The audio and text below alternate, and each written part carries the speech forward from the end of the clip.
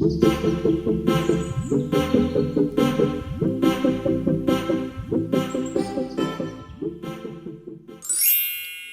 investor merupakan sekelompok pembisnis yang menginvestasikan dana pribadi mereka ke bisnis yang berpotensi menguntungkan.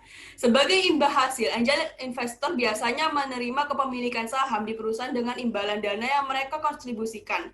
Biasanya yang menjadi angel investor adalah anggota keluarga yang kaya atau teman dari pemilik bisnis dengan menginvestasikan uang mereka sendiri. Jika bisnis gagal, pemilik tidak perlu membayar uang kembali. Jika perusahaan berhasil, angel investor dapat menjual sahamnya untuk mendapatkan keuntungan yang signifikan.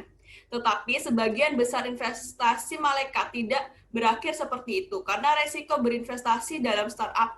Angel investor biasanya mencari potensi pengembalian yang tinggi. Salah satu keuntungan besar ketika bekerja dengan angel investor adalah kenyataan bahwa mereka seringkali lebih bersedia mengambil risiko yang lebih besar daripada lembaga pembiayaan tradisional seperti bank. Di sini, pemilik perusahaan akan diuntungkan karena mengambil risiko yang lebih kecil. Investasi yang dilakukan oleh angel investor biasanya tidak harus dibayar kembali jika startup gagal. Biasanya orang yang menjadi angel investor adalah pebisnis berpengalaman dengan kesuksesan bertahun-tahun.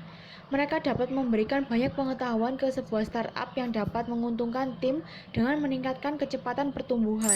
Kerugian utamanya adalah nantinya pemilik perusahaan akan menyerahkan sebagian kendali atas perusahaan mereka kepada angel investor.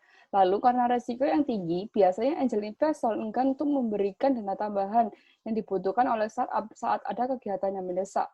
Para angel investor biasanya bersedia untuk memberikan dana tambahan jika bisnis mereka dapat berjalan dengan lancar. Dalam pembagian keuntungan, biasanya angel investor juga akan meminta persentase tertentu dari ekuitas perusahaan. Sebagai angel investor yang terpapar dengan risiko yang tinggi, mereka akan mengharapkan ROI yang besar pula. Venture capital adalah suatu pendanaan oleh sebuah investor kepada suatu perusahaan startup dan pelaku bisnis skala kecil yang memiliki potensi risiko yang tinggi, tetapi juga memiliki peluang tumbuh dalam jangka panjang.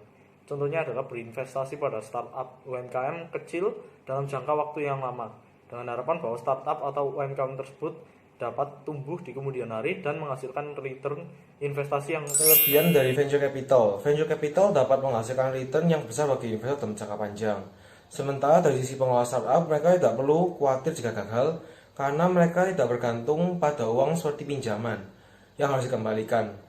Karena mereka tidak memiliki kewajiban untuk mengalirkan dana dari investor tersebut.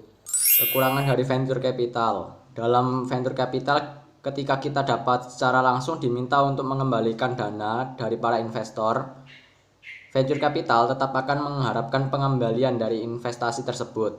Itu berarti startup yang menerima venture capital harus mempersiapkan jalan keluar seperti akuisisi atau IPO. Biasanya akuisisi tersebut akan mengambil 50% atau lebih kepemilikan perusahaan kita. Jika begitu, kita bisa kehilangan kontrol manajemen atas perusahaan kita. Jadi saya akan menjelaskan apa perbedaan venture capital dan juga angel investor. Yang pertama, venture capital cenderung lebih memilih antara startup mana yang harus disuntikan dana, karena mereka selalu menganalisa pengembangan startup dari waktu ke waktu. Yang kedua, jumlah modal yang besar. Lalu ada angel investor. Angel investor itu lebih terbuka dan memberikan dananya kepada semua jenis bisnis yang tertutup. Dan biasanya startup ini familiar kepada sang investor.